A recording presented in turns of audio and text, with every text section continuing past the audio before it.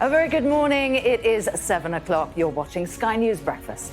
In hospitals, in classrooms and on the high street, coronavirus continues to affect every aspect of daily life. Troops are being drafted in to support the NHS in the capital, while schools are also feeling the strain of staff shortages and shops seeing a fall in customers. Plenty to discuss there with the Business Minister, Paul Scully, coming up for you in just a few minutes. Also ahead this morning, freedom to fly. We're going to be speaking to the boss of the travel firm Jet2 as the easing of those restrictions sees more of us setting our sights on sunnier climes. And looking out for the big cats, we're going to be speaking to the Born Free star Virginia McKenna about her campaign to ensure that these incredible lions like this don't become extinct in the wild. It is Friday, the 7th of January.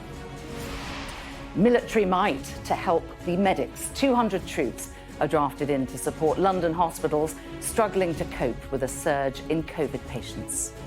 Put a surge of COVID-19 on top of winter pressures, and you have an extraordinary situation that has put the NHS on a... Crisis in the classroom just days into the new school term. A warning of high absences amongst both teachers and pupils. Free to leave. An Australian minister says the world tennis number one, Novak Djokovic, is no prisoner. Mr. Djokovic is not being held captive in Australia. He is free to leave. And High Street Blues, new data reveals a dramatic decline in footfall during what should have been one of the busiest shopping periods of the year. A career without the commute, how more employers are willing to embrace flexible working and not log on in the office. Russian troops arrive in Kazakhstan as dozens of protesters are killed in violent clashes. Mental health warning. Scientists say global dementia cases could triple by 2050 if the main risks aren't addressed. And the weather, mostly cold with a mix of sunny spells and wintry showers, but the weekend will be milder.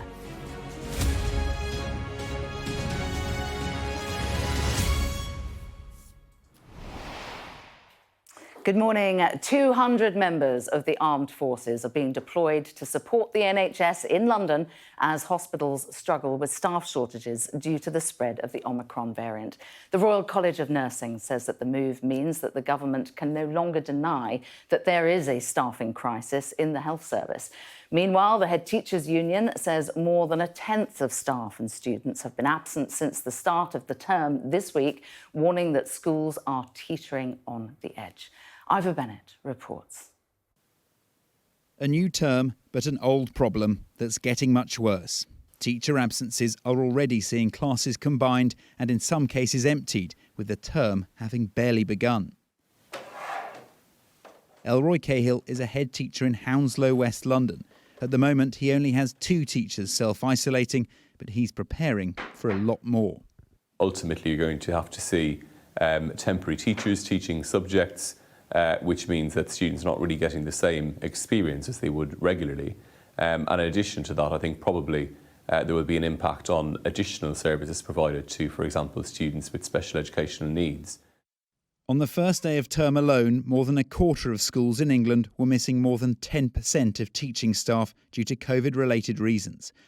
Almost 1 in 10 had more than 20% absent.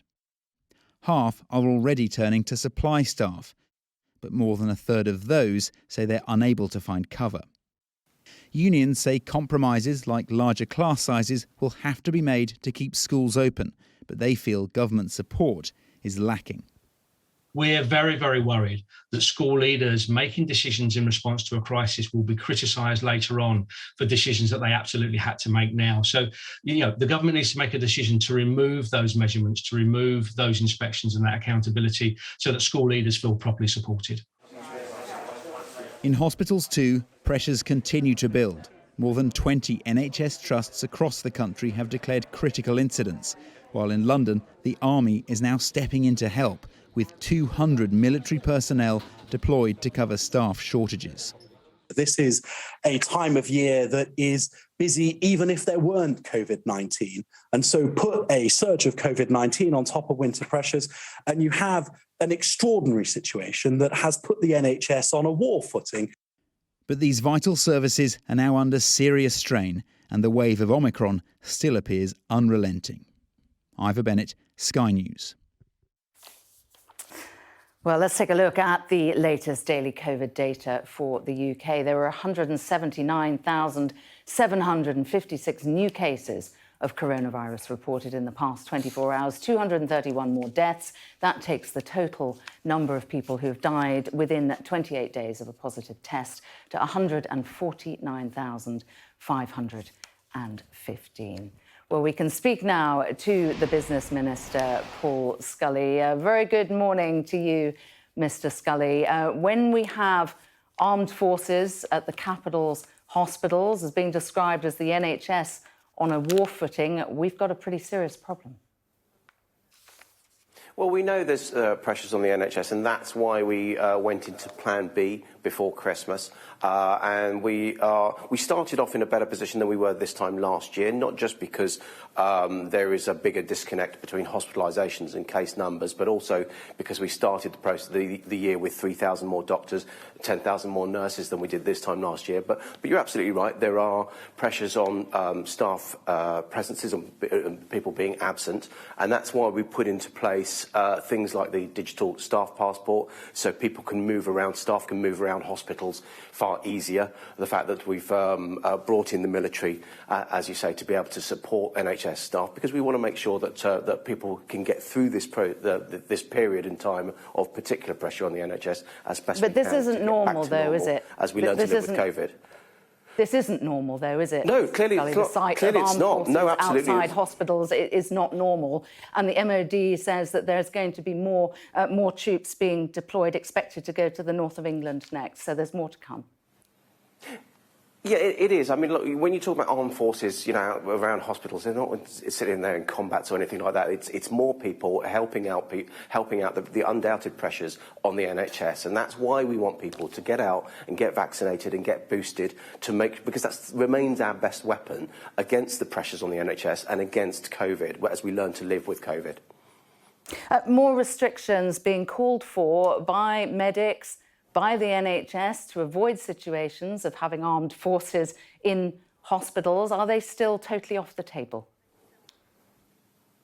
There's at the moment we're looking at the data, but we've seen what's happening in London, which was leading the way in the curve on the case numbers, and we don't see the need to do it at this moment in time. We'll clearly be reviewing our Plan B scenario before the 26th of January, and then we'll come to Parliament with the decisions that's been taken at that time. But what you find is that any plans and any restrictions that come in take weeks to get through the process of being infected with the virus, and then hospitalisations and, unfortunately, deaths. So what we're doing now is something that will affect the numbers in the NHS in a few weeks' time. That's why we're looking at the curve and the data on a day-to-day basis. I'm wondering how united the government is on this, particularly at senior levels. Reports in the papers today that the Health Secretary has been saying that due to the loosening of travel restrictions, which we're seeing from today, that we could see more lockdowns. What's your view?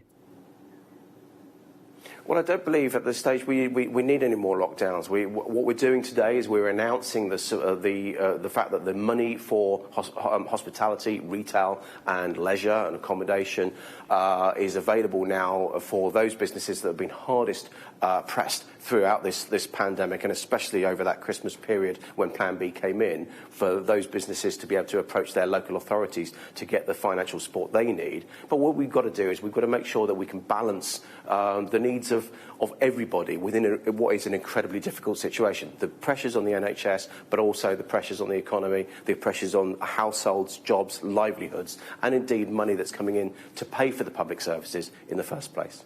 Yeah, you're talking about livelihoods there. I know you are the Small Business Minister. You're here to talk to us, of course, about business. It's very quiet out there, isn't it? It's a very low footfall in December. Was the guidance of work from home a mistake? And I think it's the right thing to do to make sure that people remember that they have choices. They need the flexibility to be able to not get on the commute necessarily, be standing so close to people, despite the fact that, obviously in London Underground and other and trains around the country and buses, people should be wearing masks. But nonetheless, if we're just disconnecting people in those sort of ways, that helps reduce the numbers of cases. Although, as I say, the case numbers in themselves are not the sole measure, because there is a bigger disconnect now between the case numbers and the hospitalisations, thanks to the vaccination programme and thanks to the booster programme. Are you thinking about reversing that guidance about work from home because businesses are suffering?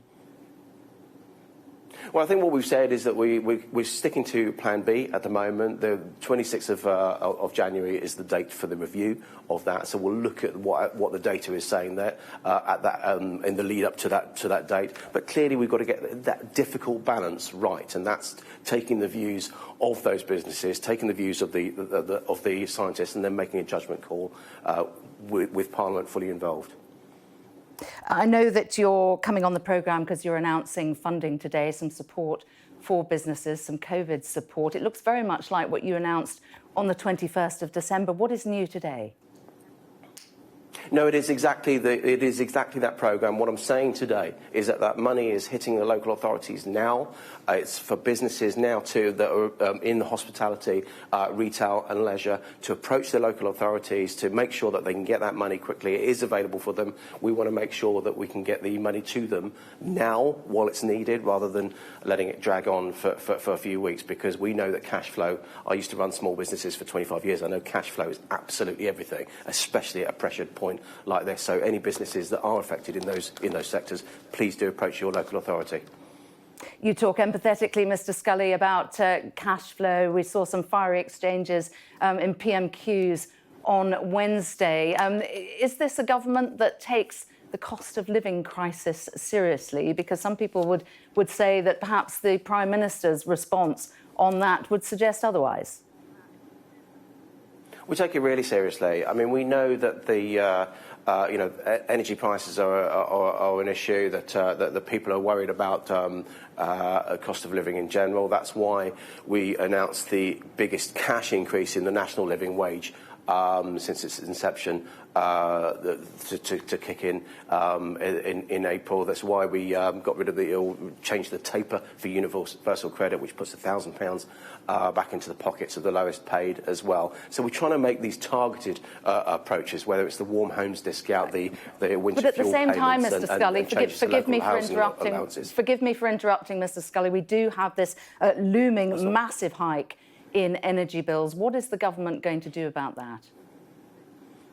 Well, look, we speak to the energy companies themselves with Ofgem on a regular basis. We've been doing that right the way through Christmas and New Year to really see what we can do with this global surge in energy prices. Long term, clearly, we need to make sure that we get rid of the fluctuations on the prices of fossil fuels by bringing in more renewables. But there is this immediate issue that you rightly describe about energy prices, and we're working with energy companies and Ofgem to see what more we can do.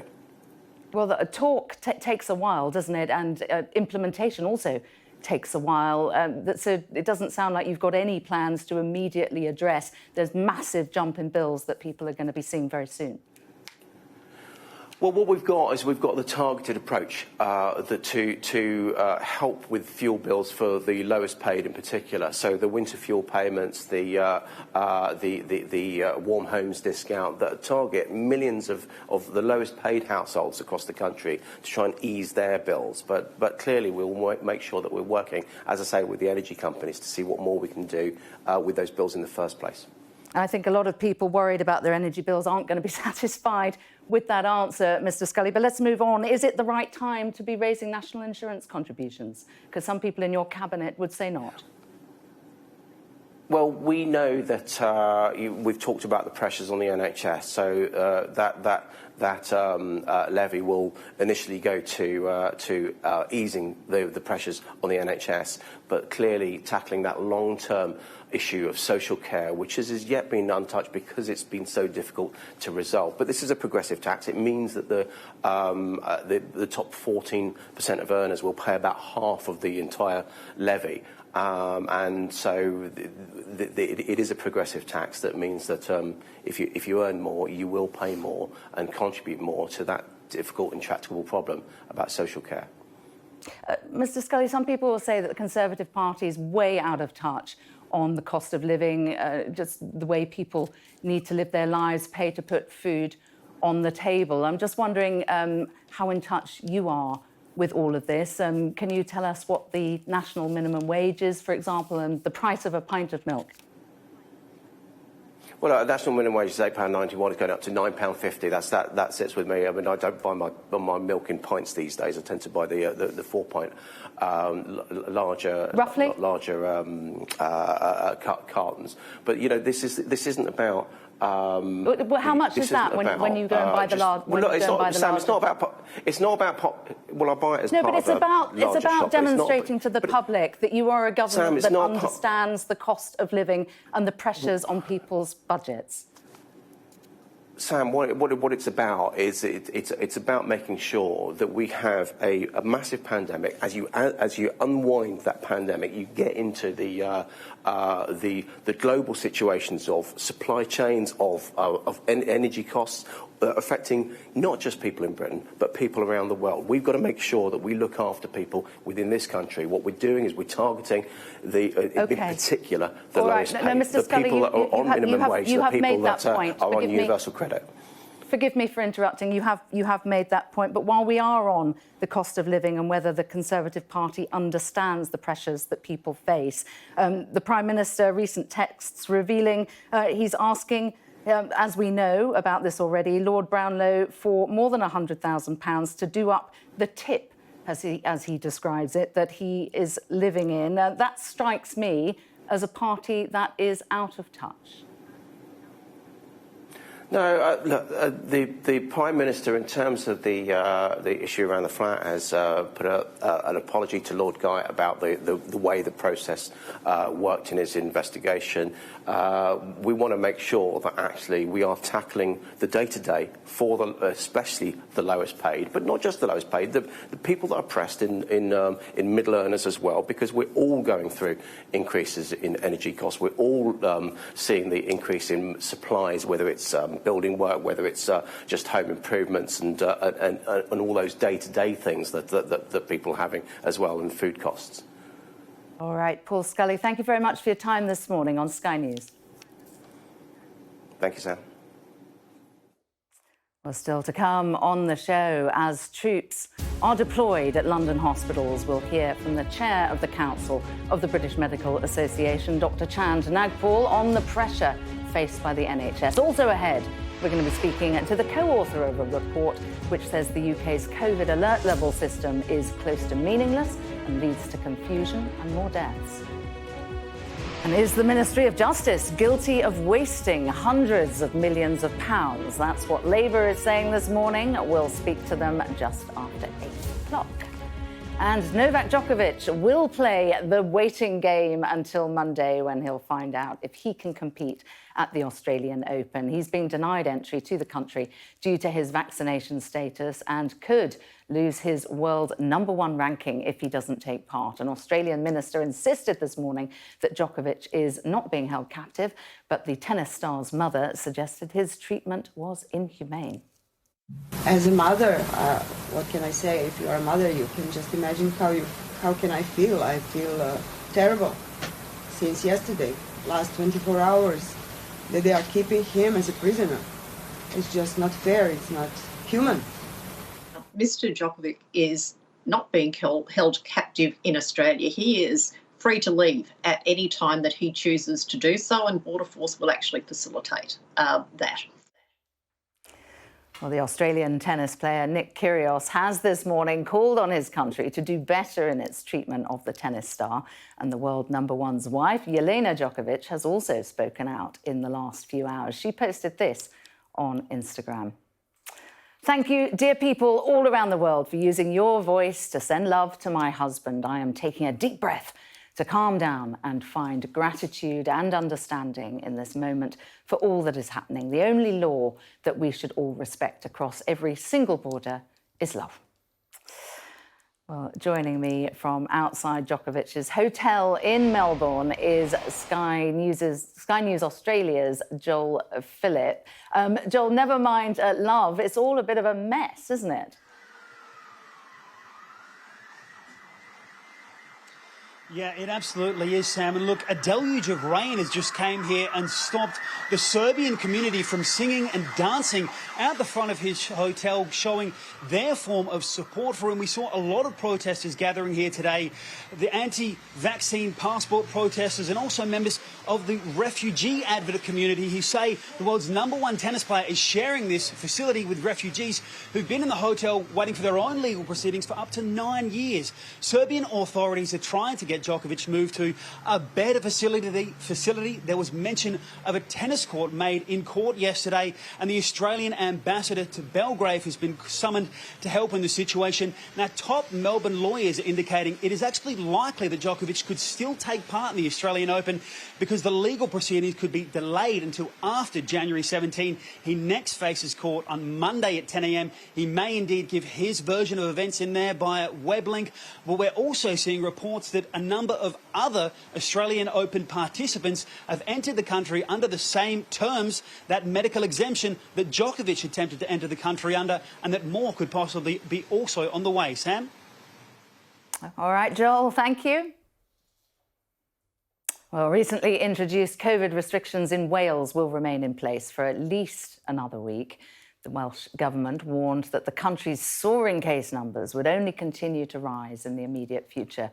The First Minister, Mark Drakeford, said that keeping the alert level 2 measures, which include mandatory face masks indoors and the rule of 6 in pubs and restaurants, was necessary for what he called a difficult month ahead. And from today, fully vaccinated passengers will no longer have to take pre-departure COVID tests before travelling to England. Those who are fully jabbed will also not be required to self-isolate while awaiting test results after arriving in England. But they will still need to show a negative lateral flow test within 2 days of arrival. And a force made up of troops from former Soviet states and led by Russia has arrived in Kazakhstan at the request of the country's president.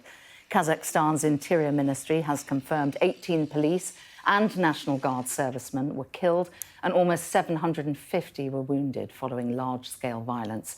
It also said 26 armed criminals had been liquidated. President Tokayev says constitutional order had been mostly restored.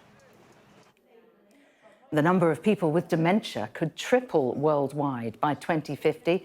That's according to a new study. The Institute for Health Metrics and Evaluation suggests it could be caused by population growth and ageing, but says that improving access to education globally could limit the impact. Cases of dementia in the UK are projected to nearly double to 1.6 million in the next 30 years.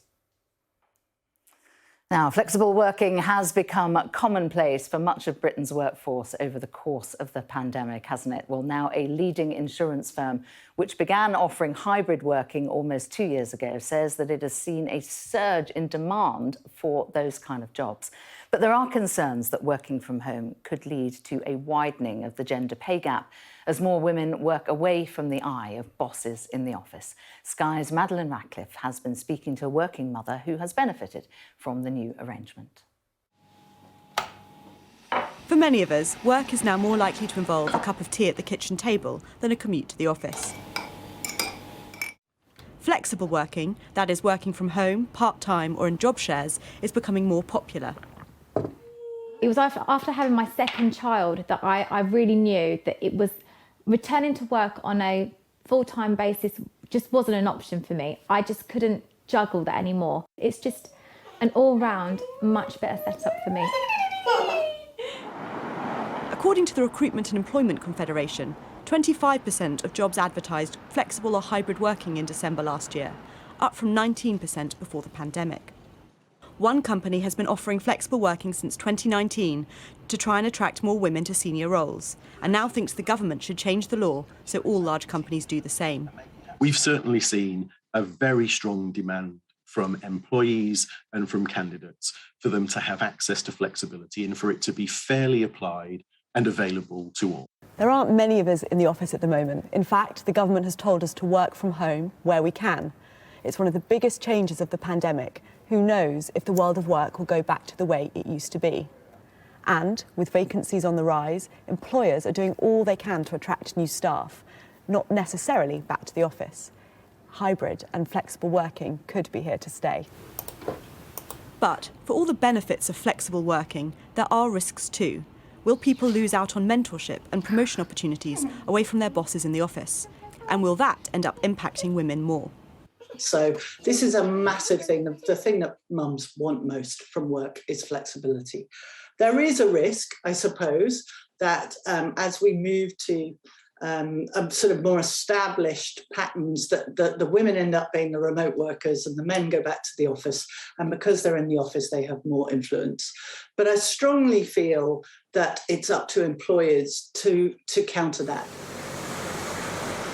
Flexible working won't be everyone's choice, and indeed in some jobs it just won't be possible. It also has unexpected side effects elsewhere. Footfall in city centres, which traditionally rely on office workers, is down, and that's impacting local businesses. There are challenges as well as opportunities in this new world of work. Madeline Ratcliffe, Sky News.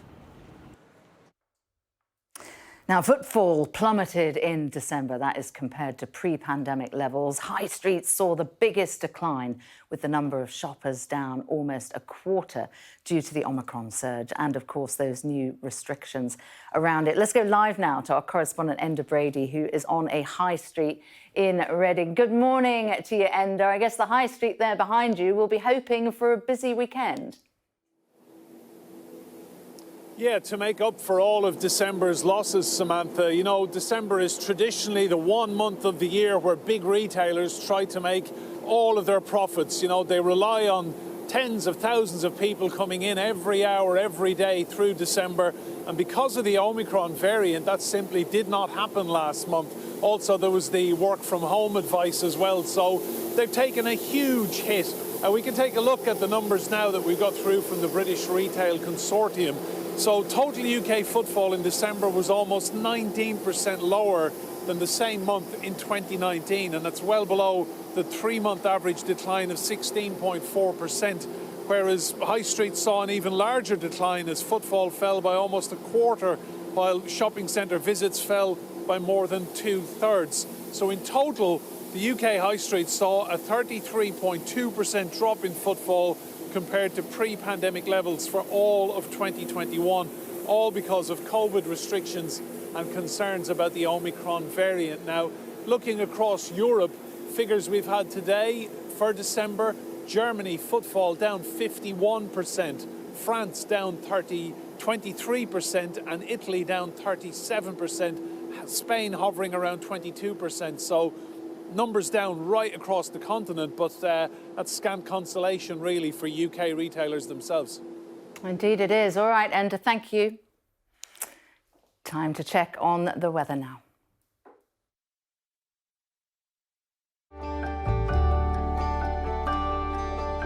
Look forward to brighter skies. The weather, sponsored by Qatar Airways. Well, today will be mostly cold with some wintry hazards in the north, but the weekend will be much milder. It's a cold and showery start with icy stretches, most likely in the north, but southeast England is mainly dry.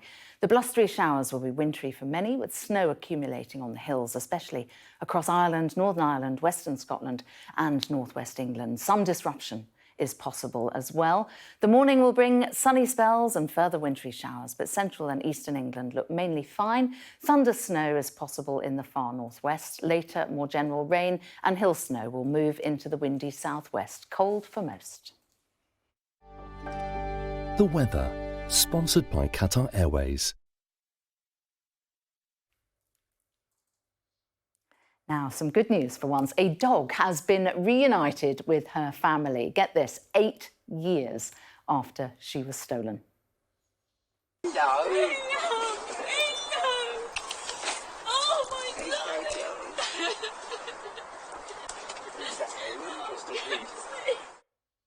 Oh, bless, you could hardly see the dog there, could you? Well, here, that is the moment that Sussex police captured that reunion and handed Cassie, her name is, back to her rightful owners. There was even a surprise, as the spaniel had had 3 puppies, 2 boys and a little girl, which I think we're going to show you. No, that's it. But that is Cassie, isn't she lovely? And 8 years without her owners. So happy story to bring you there on Sky News Breakfast. Still to come. As troops are deployed at London hospitals, we'll be hearing from the chair of the Council of the British Medical Association as pressure mounts on the NHS.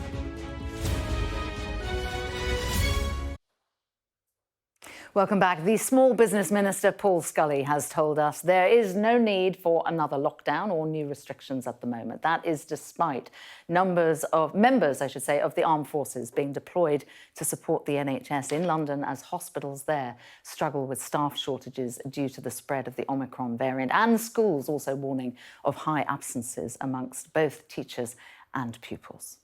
We've seen what's happening in London, which was leading the way in the curve on the case numbers, and we don't see the need to do it at this moment in time. We'll clearly be reviewing our Plan B scenario before the 26th of January, and then we'll come to Parliament with the decisions that's been taken at that time. I don't believe at this stage we need any more lockdowns. What we're doing today is we're announcing the fact that the money for hospitality, retail and leisure and accommodation is available now. Rob, I know you were listening to that. Today we are at the 7th of January. The 26th of January is when we might get some revision of restrictions. It didn't sound like there's anything on the cards there, but it feels like quite a long time with the situation the way it is. Yeah, I think Paul Scully was at pains to point out there that the situation in the NHS is not normal. I think there's been maybe a feeling within the NHS that hasn't been acknowledged enough from the political side. But also, I think, reinforcing this sense that you've got in government that actually the view in the Cabinet, amongst ministers and amongst Conservative MPs, is hardening against more restrictions coming in. Paul Scully pointing to London, saying we're watching the data there. That suggests to me that because there's some evidence that London may be through its peak in terms of some age groups anyway, the thinking in government may well be, well, if we can make it through the London peak without more restrictions, the rest of the country hopefully should be able to follow as well. Of course, that doesn't necessarily add up because different hospitals and different areas have their own pressures. I think as well, even if the Prime Minister is winning some brownie points with his MPs for not bringing in more restrictions, that there is a looming battle over the cost of living. We know prices are going up very fast. We know energy bills will be going up in April when the price cap is lifted. On that, maybe a hint that there's something more to come. Paul Scully saying they were talking to energy companies about what more can be done, but really nothing firm, no commitments there. He said they were taking targeted measures. We know what Labour and some Conservative backbenchers want to see is something more broad, perhaps VAT on energy bills being cut, perhaps some environmental taxes being cut as well. I don't think there's any indication that that will happen. In fact, Paul Scully in there telling you that the way to get rid of these sorts of fluctuations is to move away from fossil fuels towards more greener energy. Yeah, indeed. Well, we'll see what Labour has to say about it when we interview Steve Reed shortly past 8 o'clock this morning. Thank you, Rob. More now on the NHS backlog and the severe pressure that healthcare professionals are currently facing. With me this morning is the Council Chair of the British Medical Association, Dr. Chand Nagpal. Dr. Nagpal, good morning to you. When we have a situation with armed personnel at London hospitals, it's really an image of an NHS under severe stress. Yes, I mean, we are seeing unprecedented levels of staff absence within the NHS. And although, the government has resorted to the army helping out in London, let's not forget we actually have a national problem at the moment. In fact, 24 hospital trusts have declared critical incidents. You'll know that in Greater Manchester, 15% of staff have been reported off sick or isolating. in the northeast of England, an ambulance trust has even been advising some patients with suspected strokes or heart attacks to actually make their own way to hospital because of 1 hour delays. So, this is a national problem, and we've never known this level of staff absence before. We spoke to Grant Shapps on the programme yesterday, in fact, and he was at pains to point out that actually the winter time is when we often see various trusts declare critical incidents just because of the number of people who are ill. But from what you're saying, this isn't normal at all. Is it frustrating? Do you feel that the government isn't taking this seriously enough? Yes, because I mean, the thing is that every winter, of course, the NHS has additional pressures. But I don't think anyone who's worked in the NHS has experienced this level of absence of their colleagues. And we're feeling it in very real time because doctors and nurses and healthcare workers are having to cover for their absent colleagues. That's adding additional exceptional strain. The other difference this winter is that not only are we trying to cope with the pressures of COVID, and please can I add that although Omicron is said to be a mild illness, it is actually affecting many people who are becoming seriously ill, and hospitalization rates have doubled since the middle of December. And we're seeing now more than 2,000 patients being admitted every single day to hospital, which again is as high as it was in the last wave a year ago.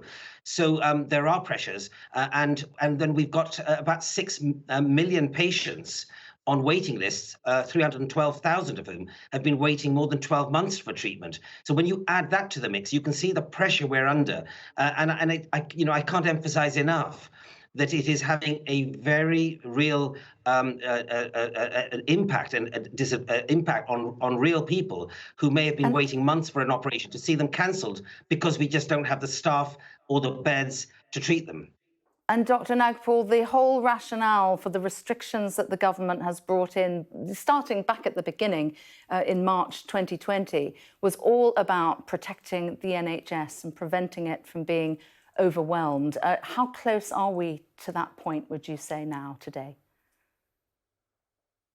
I think that the words like overwhelmed, I think we should just look at the reality of the army having been drafted into London, the reality of 24 hospitals having declared critical incidents, the reality of having some hospitals having to cancel all their routine surgery, the reality of general practices having to cancel clinics on the day. I'm a GP. I've never known it this bad. We are having to literally contact patients without notice, saying that the staff member, a doctor or nurse, just isn't in today because they're self-isolating. This is not normal, and therefore the government does need to recognise this is clearly an NHS under extreme pressure, and the living reality, sadly, for thousands of patients is they're experiencing the suffering, the consequences of such pressures, and also staff absence. And what do you think about the current strategy of sort of riding Omicron out? Would you have reevaluated that at the beginning? Would you reevaluate it now? Now, obviously, I'm a doctor representing doctors, and I work in the NHS, and so my perspective is from the NHS. And it's really important, I believe, that the government doesn't just wait to ride this out, because every day people are suffering. Every day we're not able to provide the care that our patients need. And there are really, 2 or 3 things that must be done. One is we do need to bring down levels of Omicron infections in the community, because healthcare staff, and as are all frontline key staff, just members of the general population, if you have such high levels of Omicron, over 200,000 on many days last week on a daily basis, you will have NHS staff and other key staff isolating and off ill. It's as simple as that. So the infection rates do need to be brought down. The second thing is we need to ensure that those of us who are working on the front line, who are mixing with patients who are infectious, that's our jobs, need to be properly protected. And one of the things we've been calling for is higher grade masks that can filtrate the airborne spread of COVID-19 and Omicron, as opposed to the normal paper surgical masks that don't. So we need to protect ourselves at work. And the third thing is to make sure we actually do have ready access to lateral flow tests, because, of course, it's having that negative test on day 6 and 7 that has allowed healthcare staff to return to work after 7 days isolation rather than 10 days. But in some instances, we're still hearing of healthcare staff unable to access the test because their local pharmacy, has run out of stocks and so forth. All right, stressful times for all of those working in the NHS. Dr. Nagpal, thank you very much for your time this morning. Thank you. Well, also making news this morning, police in New Mexico say that they are working with police in New York City to recover Alec Baldwin's phone. That's following the fatal shooting of a cinematographer on the set of the film Rust. It comes almost 3 weeks after an official warrant was issued to seize the actor's iPhone to examine text messages and emails related to that incident. And the deadly wildfire that swept through parts of Colorado last week caused at least $500 million in damage. That is according to official estimates. 2 people are still missing and over 1,000 homes were destroyed near Denver in the most destructive fire in the state's history. President Joe Biden is expected to visit Colorado today to see the damage. And one of Scotland's 2 nuclear power plants is being permanently shut down almost 46 years after it started generating electricity. Bosses at Hunterston B in North Ayrshire said that it had produced enough energy to power every home in Scotland for nearly 31 years since it began operating. Now let's have a quick look at everything that's happening in the world of sport with Jackie. Morning, Jackie.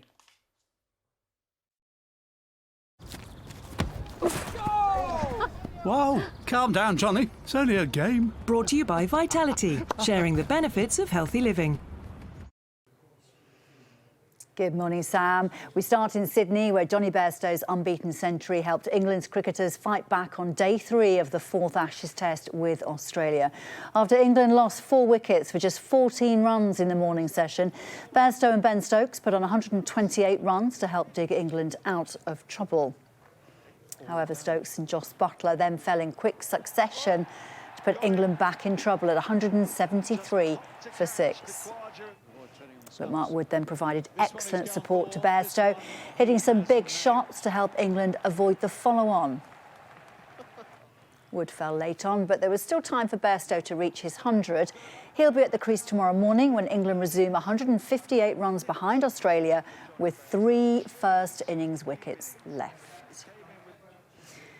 Manchester City will be without Pep Guardiola for tonight's FA Cup tie against Swindon after he tested positive for COVID. The Football Association have said all of this weekend's ties will go ahead despite numerous COVID outbreaks.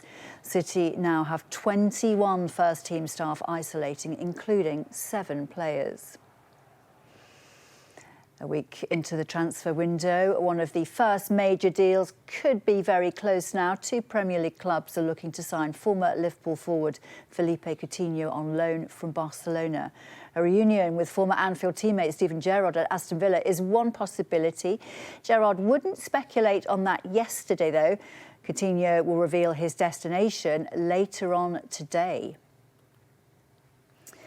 In basketball, there were wild scenes in the NBA as the New York Knicks earned a win in the final seconds of their game with the Boston Celtics last night. With a game-ending buzzer just about to sound, New York's RJ Barrett produced this 3-point shot to give the Knicks the victory. And just look what it meant to their players and their fans. The England cricket team just dreaming of having scenes like that at some point. We will have reaction from the cricket later on. And don't forget all the key transfer news on Sky Sports News throughout the day. We're back in an hour's time. Handball. Handball. Handball. Ref. Handball. Ref. Stay with us. Still to come on Sky News Breakfast, we'll be speaking to the co-author of a report which says that the UK's COVID alert level system, remember that, is close to meaningless and a danger to the public.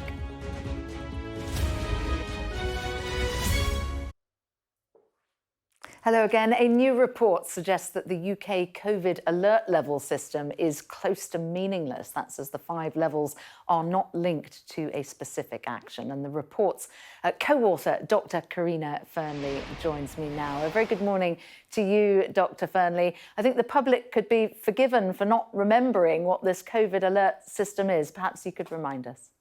Yes, absolutely. So a couple of months into our pandemic, the government established an alert level system, much like many other countries in the world. Some already had some in place, but the UK set our national alert level system in place. But of course, since then, we have seen a number of different changes. So beginning, we had the issue of the fact that this was supposed to be a nationwide system, and actually this then went into different nations.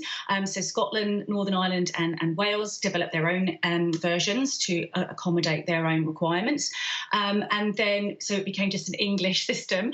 And then we had, later on in October, we had the tier system put into place with levels 1, 2 and 3. And then we've had all sorts of different systems since then, including Eat Out, Rule for 6. We've had lockdowns. We've had step 1, 2 and 3 earlier last year. And then we've had normal.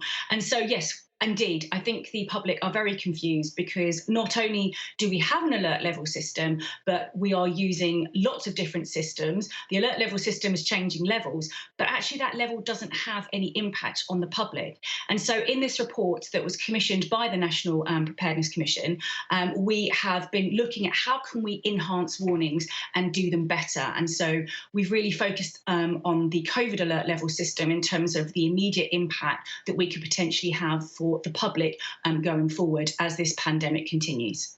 When you describe there, Dr. Fernley, all the different scenarios that we've had, it's a reminder, isn't it? A painful reminder of how long we have all been living with COVID. You describe the system as meaningless. What are the consequences of it being meaningless? Yes, I think the meaningless aspect comes into play because the actual alert level doesn't relate to action. So if we look at different alert level systems that are very effective around the world, and we can look at those for natural hazards or human-made hazards, but if we just stick to COVID, we've got systems such as that used in New Zealand, for example, and the Philippines, and Thailand and Singapore and South Korea, and we have examples of alert level systems where there are specific actions tied to each level. So it's very clear, for example, in the New Zealand system that has been very well promoted on the media across the world, as well as New Zealand, to highlight what needs to be done at each level. And this means having specific guidance for different sectors. So it will be, at alert level 3, this is what it means for hospitality, education, for the public, for tourism, for travel, and so on. And it just makes it really clear because it provides a really great framework in which people can see where they're at. And so you move up and down in that framework and you know what your requirements are, what the rules are. And of course, this is an emerging situation, it's complex. And the problem is, Dr. Fernley, is if you don't believe in the signal value or whatever the system is, then you stop trusting it. And once the public stops trusting, then they don't comply. Absolutely. And so if you don't have that trust, and the real trust issues coming here is because the system keeps changing.